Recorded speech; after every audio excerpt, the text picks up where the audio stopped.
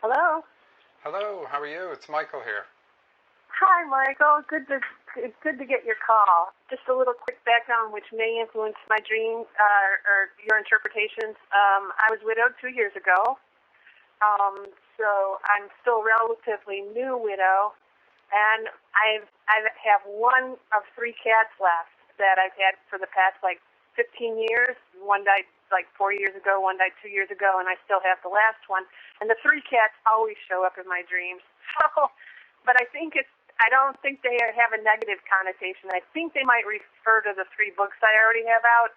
Okay. That's just a thought. Yeah, okay, super. All right, thanks for that.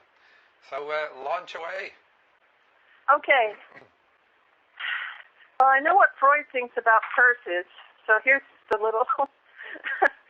just a little brief one from last October.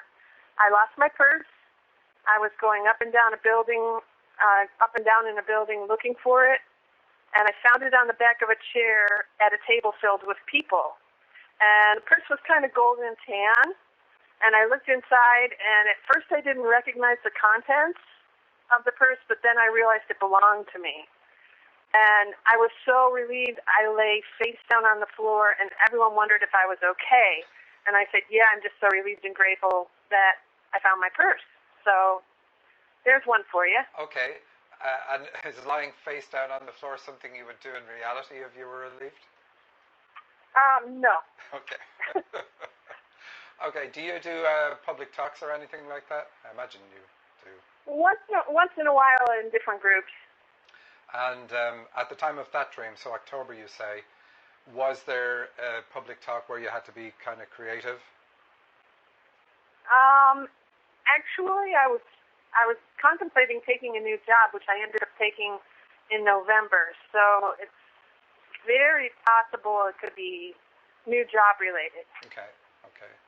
And so looking at the purse represents a responsibility. So it's looking for you in the dream. You've lost your purse, so you're looking for what is it you should be doing.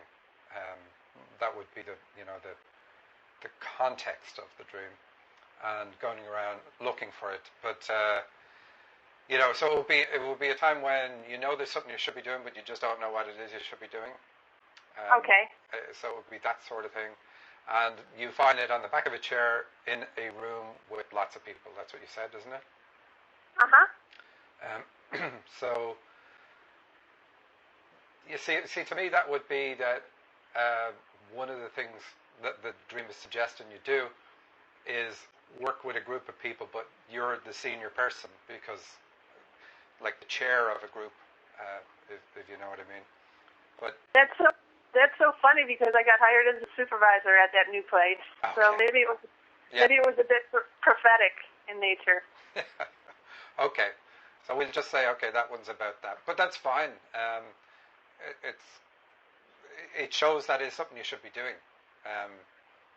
Because you could probably be saying, okay, if I take a supervisor role, will it give me enough time to do other things I want to do in life? So it can be about the interplay of things. So when you have the dream saying, hey, that is something you should be doing, then it's fine. It's all going to work out. You're still going to find time to do the things you want to do. Yeah, the constant struggle in my real life is trying to do my writing on top of needing to still keep a real job. So that's a constant tug of war for me. I know a little bit about dreams where you lose teeth, but in this particular one, I actually lost my incisors, and I was worried about my teeth, but I felt my mouth, and I felt 2 small teeth, like the tooth bumps you get when you're a little kid, yeah. Like new teeth growing in. And I realized I had 2 new incisors coming in. What the heck would that be about? Okay, that's excellent. You don't have kids, do you? I have 1 son. Okay. What age is your son? He's 24. Okay, so teeth in dreams can represent 2 things. One is parenting. Animals carry their young around with their teeth. We quite often forget we're animals in the animal world, but if an animal was to lose its teeth, it would lose its ability to look after its young and carry its young around. So it can represent stressful times when you're parenting. For instance, when your child leaves the nest, or when they're moving abroad or doing something, where you still can't help but be the parent and go, gosh, I hope they're doing the right thing, etc., etc. The other thing that they are about, so it's only about that or this, the other thing they're about is taking a bite out of life. So it doesn't have to be life in general, it could be about something specific. And particularly when you look at the incisors, they're the teeth you bite with. So if there's something that you're finding difficulty coming to grips with, you can have a dream that can trigger a dream where you're losing those teeth. But here you've new teeth growing in, so it's not a full sense of, oh, I can't deal with this. It's like I'm developing new skills to deal with this. So it starts off as if it's a negative dream, but it's quite positive in showing developing new skills for taking a bite at something that's there. Oh, cool. Okay. And can I give you another one? Yeah, but how did that relate to what was going on at the time? Can you try piece it together? I think if this is back last fall, I was finally getting it together that I would go ahead and launch my 3 books, and so it was basically about probably getting a grip on the fact that my literary agent, because my books are quirky, she wanted me to toss them out, on Amazon on my own. And as a result of that, I ended up getting a real publisher who is currently writing up a contract for me, which is it's relatively unheard of that a publisher finds you through your own work on Amazon. But so that's happening now. So it's probably writing related. Yeah. You would know at the time, if you remembered what was, if this dream was yesterday, you'd know what the context was, so it definitely relates to what was going on. But that's fantastic. I do know how difficult that is as an author myself, so that's good. But especially getting the new teeth, so many times it's such a common dream for people to lose teeth. You're the first person in 20-something years where somebody's growing new teeth after they lose their teeth. So congratulations there. Because teeth dreams are pretty common, right? Very, very common. Very common. Okay, I'll give you another short one because this is obviously clearly symbolic, and I have no idea what this means. I'm actually cooking up a part of a guy's stomach that looks like a slab of steak in a like a frying pan. Yeah. And some other long pieces, but it's to make a birthday cake.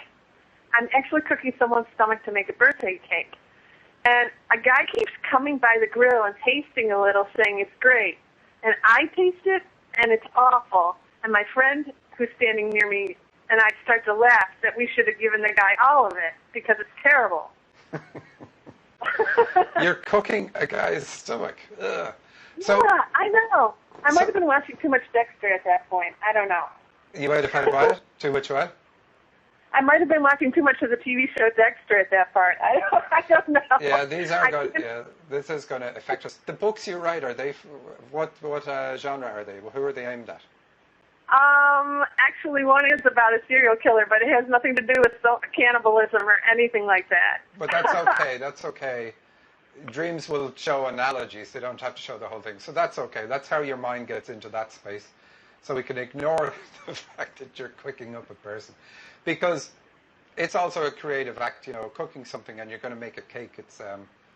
It's also being creative. Like you've got to put the ingredients, get everything right. So it's going to be about that. But in your case, somebody is telling you that what you're doing is great. Like the guy coming along at the grill going, yeah, it's lovely.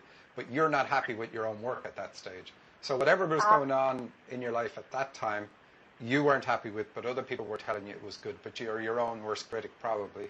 And maybe something I can't stomach. Exactly. Yeah. You just look for the pun.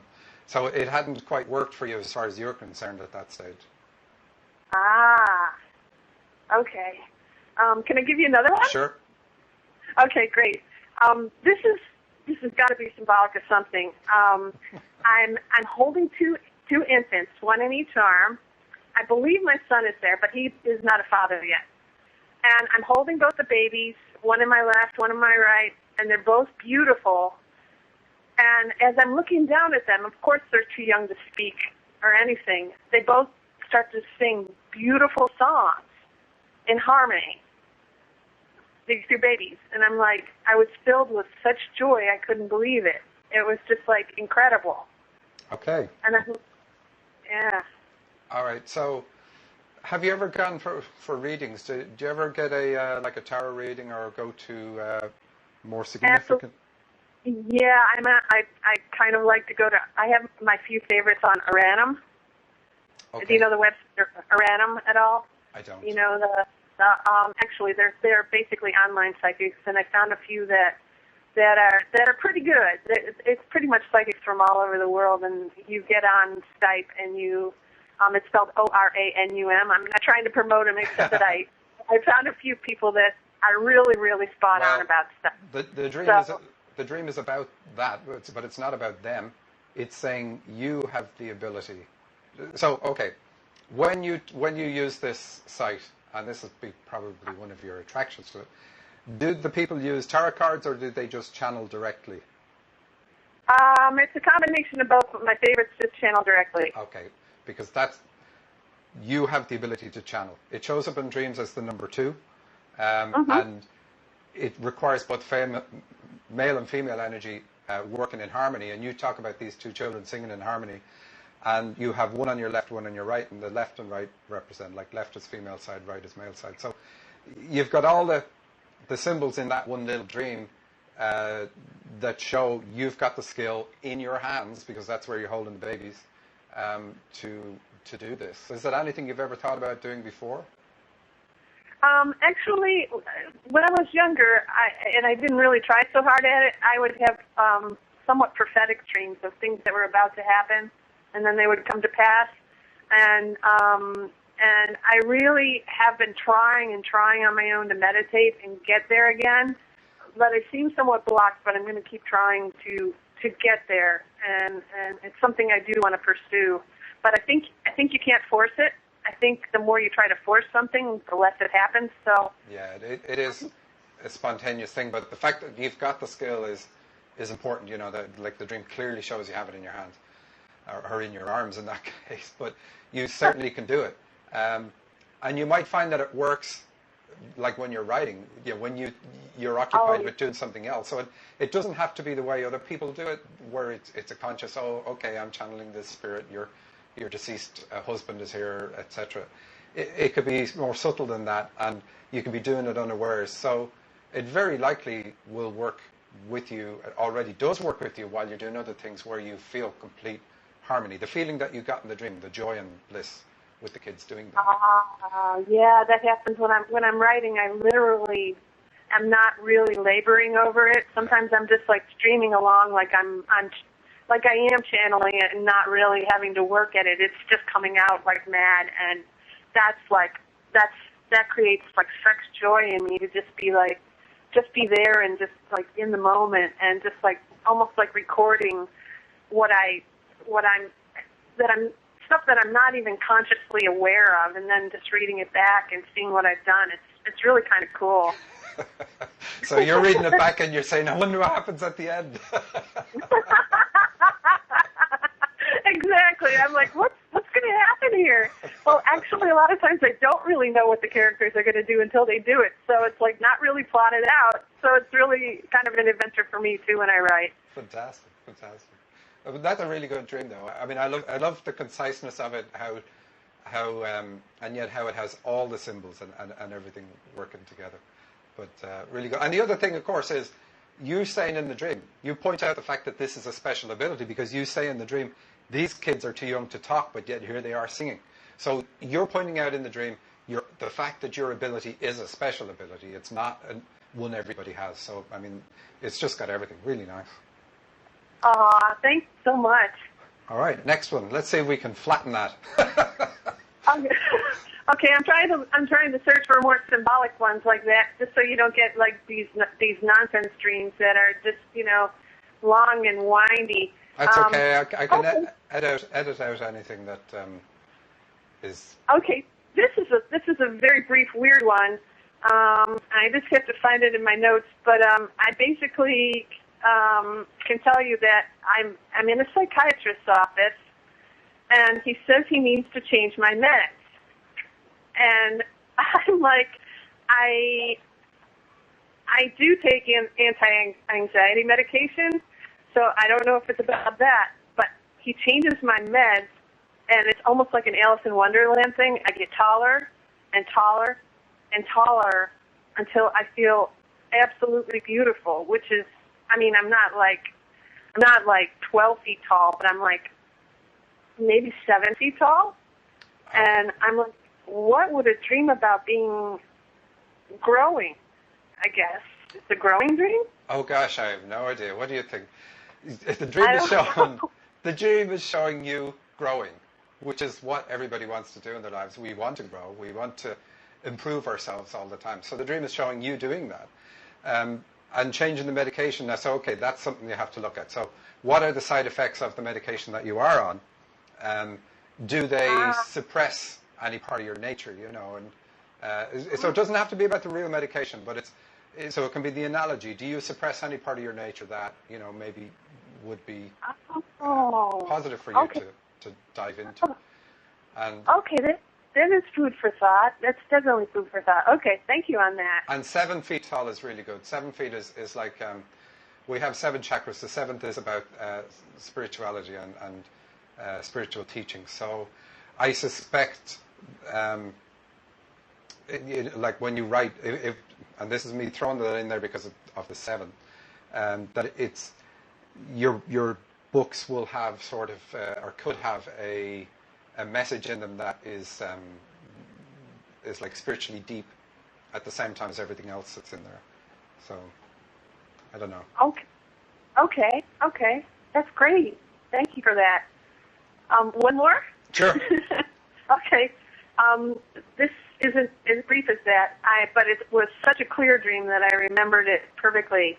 I am on a balcony overlooking an ocean, and the waves sweep in actually to the lip of the balcony, and my 3 cats are there, and they're fascinated by the fact that the water is actually coming up to the balcony. And one day the waves come in so high, they wash the cats into the living room. Now this happens twice, but the cats don't get swept back out with the water. They're just like more surprised to be wet. And I have no idea. That's basically the whole dream. Okay, so the balcony in dreams can represent a couple of things. I'm going to say it represents that you're intellectual, that you like if you were to consider where your center of consciousness is, it's that you think your way through things. If you're given a challenge, you're smart enough to go, okay, I can analyze the whole thing inside and out, and I will choose intellectually the best route for me going forward. And so would you say that is how you go through life? Yes. Okay. Definitely. Okay, so so the background is going to be that. The water then is going to be life. You're looking at the ocean, isn't that what you said? So life came from the ocean. So in dreams it can represent life, and it can represent spirituality as well, because that's where life comes from too. But so it's going to be about life, and then the waves coming in is going to be it's like going to be turmoil. Turmoil is probably too strong a word, but rough times in life, when life is a bit choppy. But here it's more than a bit choppy. These waves are huge, and even though you're that smart and you're that much above and ahead of the game intellectually, life can still get you. And you're not quite happy with the fact that it can do that at times, and that's what this represents. And the cats are going to represent your animal side, because we, like I said before, we often forget we're animals in the animal world, and we have instincts. We know, at least if we can get down out of our heads, we know how to act in given situations. And so, here's a way sometimes that you can prove it to yourself. If you can remember any time, say you're in a situation where it's just you and you're fearful, that's when we can get into our heads and we can go, okay, I don't know what to do, and we tend to do the wrong thing. But if you're in that situation and your child is with you, your young child is with you, we tend to do the instinctual thing, which is the correct thing to do. And that could be, for instance, a savage dog is coming towards us. When our child is with us, we do the right thing and stand up against the dog, because we know we must do it for the child.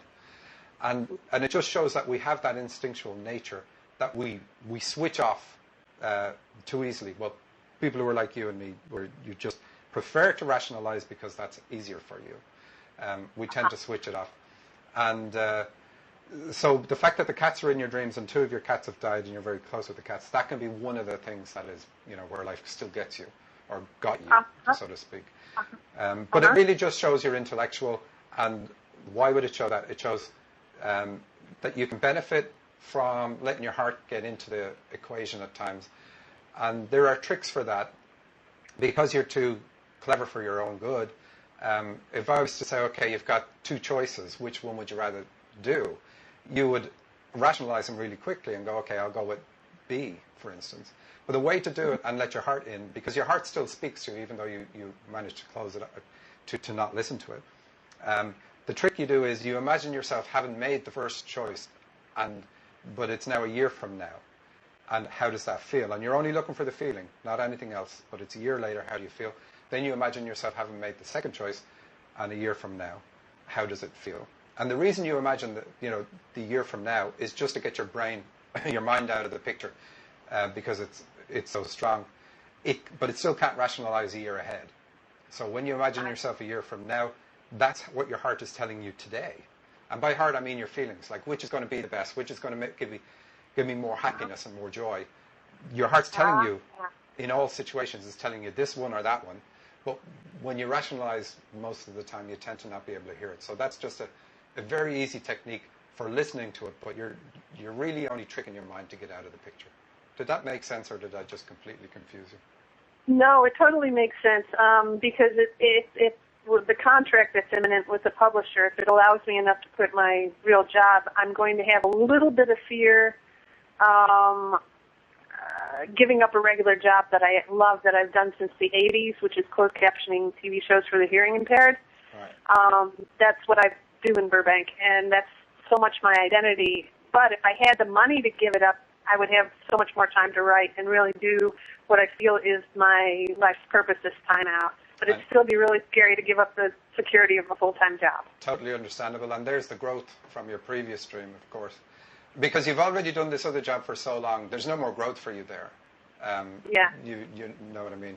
And of course, it's the best time that you achieve anything is when you burn the bridges behind you, because you've no choice but to succeed. So it's even to me, it feels like it's the right thing you should be doing. But use that technique and you'll know. I mean, you already know. But yeah, I think I do. But this will help you. This will help you because the right thing isn't always, the one that's going to give you the biggest happiness in life and the best joy and the sense of accomplishment and everything that goes with that isn't always the thing that on the surface seems the best choice. It's not always the best paying one that is the one that's going to give you real fulfillment in life. So be aware of that, and your heart's going to tell you, or is already telling you, screaming at you, this is the one that's going to make you happy. And all right. Okay. So okay, well, will we leave it at that unless you have one other that's really plaguing you? Okay. Yeah. This. I think there might be some symbolism in this one. Okay. I might mention that I do a lot of crafts, a lot of embroidery, a lot of wall hangings, a lot of knitting. When I'm just kind of just sitting around, I always keep busy making stuff. Yeah. And so in this dream, I'm sewing for someone who's having trouble sewing a doll dress, and I offer to sew it for her, but I need brown thread, and I find brown embroidery floss, which I think will make it if I separate the 5 strands, because embroidery floss comes in 5 strands. But then I find a better shade of brown that matches exactly, which is a single strand. And that's the end of that dream, but I know it must mean something. Okay, so clothes in dreams. So you're embroidering a doll's dress. Clothes represent attitudes. We dress, to suit our mood, and more than to suit our mood, we dress for occupation. So clothes represent a lot of things, but they really represent how we want to appear to other people. So it's our attitude towards someone else. So being naked in a dream, for instance, is where you've no clothes. That dream will be about not being afraid to show your true self and to show your vulnerabilities. It's nothing to do with nakedness at all, but it's about being open and honest and so on. So here you're embroidering a dress on a doll. Is the dress damaged? No, it just needs to be completed. Okay. It just needs to be completed, and the person doesn't know how to finish it. Okay, So I'm kind of like taking over the project. Yeah. Okay. So it's a project that you're already involved in, and the dream is showing you the way to finish this off is to really put it all together with a thread of practicality. Brown in dreams, brown is the color of the earth and represents something that's earthy or practical. You know, it's got value on the earth plane. So you're being told, use the most practical solution. Don't look for anything that's fancy or, you know, things like that. Just look for the absolute most practical, simple solution that you know is going to work in this project, and that's the best thing to use. Ah, okay. Don't try to be too smart. Okay. Don't overthink things. Yeah. Got it.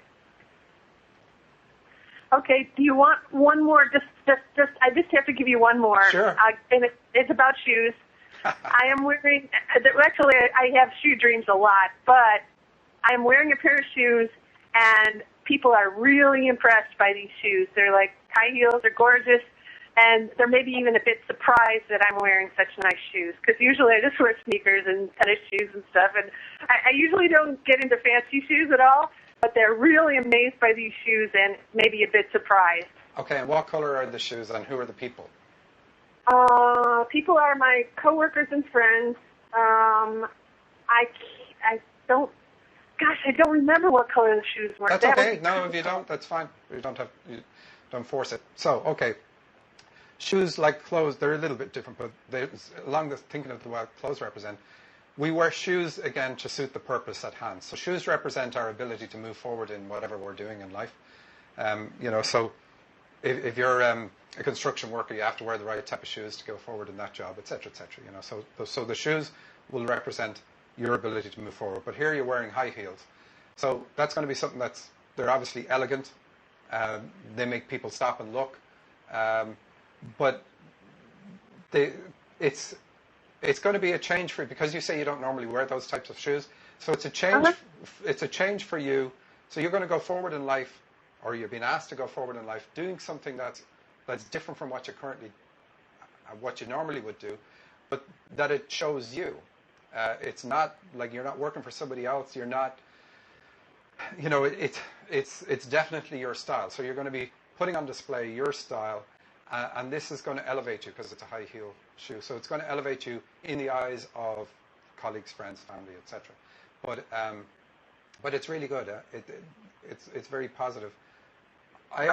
My favorite is always, you know, the spiritual dimension of things, and I always have to try to stop myself leaning in that direction. But so what is going on? So what I would say is, okay, what's not shown in the dream is exactly what this relates to. So there has to be something in life that this already is relating to, and it's showing that this is going to be really good for you, and you're going to feel good. So I would take it in this dream you felt fantastic as well, even though people are commenting and adoring you. Yeah. Okay. Yeah. So. Yeah, definitely. It might have to do with having a good reception to my books, because these dreams came right before all my success, most of these dreams. So I'm really glad I took time to write them down like a few months before I started really doing my writing. And it's really been all about this year, just really coming out and putting myself forward and getting a good reception. So that's probably what that is relating to. Absolutely. It has to be. It's too big of a thing. So the fact that you had that dream and the response is fantastic shows it's a really, you know, the response is going to be fantastic. And what's more important is that you feel good. That's what's really important in the dream, that you feel good, regardless of how everybody else feels. I mean, that's a bonus. But the fact that you've done these things and you in the dream feel elevated and feel better about it, you know, that your path forward is definitely your style because of the high heel shoes. But definitely when you write in the book, you're putting yourself on the pages there, you know, so critics, etc., everybody can have a go, so to speak. So it is you putting yourself out there and showing your style. So that's good. I mean, the dream is showing it's all good, but we know that. Yeah. I feel like I've taken up so much of your time. Should I let you go? If you have one more, I don't mind. I mean, I can cut it down on the podcast to make it On the shoes again. Of course, you probably know who Steven Tyler is from Aerosmith. Oh, yeah. I don't know if I'm in love with him, but I've always really liked him. I thought he's just outrageous and great. And I'm walking around, and I'm in one high shoe and one lower shoe. So I'm like walking around in two different shoes, almost like at a shoe store where you try on two different shoes just to see which one fits better. Yeah. And I'm walking around, and I can't decide which shoe fits better. So what's that about? Okay, that's going to be about your two careers. You said, about quitting one, having the money with this new publisher, having the money to pursue what you want to pursue. And the dream is saying, look, you can't do both. So you have to make the choice. Okay. Well, why did you say Steven Tyler? I don't know why Steven Tyler is in this dream. Well, he was in the dream, was he? Because you didn't say where he was in the dream, or at least I missed it if you did. We were just in I don't know if it was a hotel room or a house, but we were in a room. We were clearly in a room. But he's in the dream with you. Okay. Well, Steven Tyler, great group. I've seen them live too. I love it. But, so he definitely is a fantastic entertainer. He puts himself fully into every performance he does. And like I said, outrageous isn't quite right, but it's close. And so it's not being afraid to put yourself out there, and you see the response he gets. It's also about your channeling, because musicians and dreams, music, the twins singing the music in the last dream, it's the same with a musician. They're both the same thing, so they both mean channeling. So when you're putting yourself out there, you're putting yourself out there through what you channel, etc., etc. But you're still in it. It's not like it's not you, but it's okay. So it's all good. I also have dreams where I'm making out with Adam Lambert, who's a singer. Oh yeah. But he's gay, so it's like, why am I making out with him? But I'm always really happy in those dreams. But I think he's fantastic too. So yeah, he is. It must be about channeling. It's got to be. It's about channeling, but also he shows being a man who is gay in a dream is going to represent not being afraid to show your female side. So I said earlier that you're intellectual. That's male, being up in your head. Like men are accused of thinking too much. Excuse me. And so thoughts and dreams represent are indicative of male energy, and a balcony is male energy. So the dream is saying, don't be afraid to show your female side, your feelings, your what makes you happy, etc., etc., what makes you sad. Include that in what you display, because that's part of it's part of you, and be more complete in what you display. I know there's a better way of saying what's in my head, but it's not coming to me. You gave me something to go on there. That's really great. Okay. All right. Thank you for your time today. I don't want to take any more. You are a brilliant, brilliant dream interpreter. I love what you've had to tell me. Okay, super. It's really, really insightful. You're just amazing. Okay, I'll send you that check later. Are these going to be online for people to view, or? Yes. Great. Should I find you on YouTube or TV3? I'm going to put it on the site, and I'm going to put it on YouTube. I'll send you an email when I've done it. It's probably going to be a couple of weeks before I put them all together. So what I'm doing today is I've got 6 or 7 people. You saw the email list, and so I've got people from Spain, people from different parts of the States. I have somebody from Canada as well, and yourself. So it'll be quite a mix, and it's nice. So it'll show the fact that dreams work everywhere on the planet. It's not just a local thing. At least that's what I hope it's going to show. I think you're right, Michael. Thank you so much for your time and your insightfulness. I'm just like beaming here because you've given me so much to think about, and you've given me clues that I really, really hadn't been able to unearth for myself. So I really appreciate it. And thanks for taking part. I appreciate it a lot. Okay, thank you. Take care. Have a great day. You too. Bye. Bye.